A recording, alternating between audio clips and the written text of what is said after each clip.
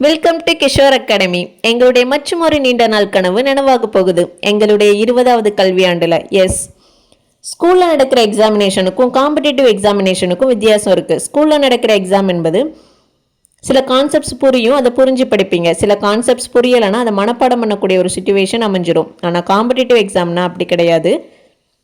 எல்லா கான்செப்ட்ஸையும் அண்டர்ஸ்டாண்ட் பண்ணி படித்தாதான் காம்படிட்டிவ் எக்ஸாமை நீங்கள் கிராக் பண்ண முடியும்.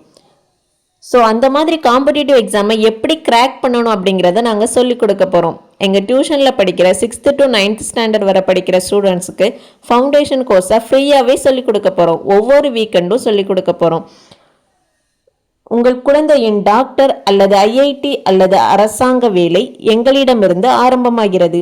இதை மாணவர்களுக்கு கற்றுக் கொடுப்பதில் நாங்கள் பெருமிதமும் சந்தோஷமும் அடைகிறோம். இது எங்களுடைய பொறுப்புணர்ச்சி மற்றும் கடமையாகவும் நினைக்கிறோம். Thank you.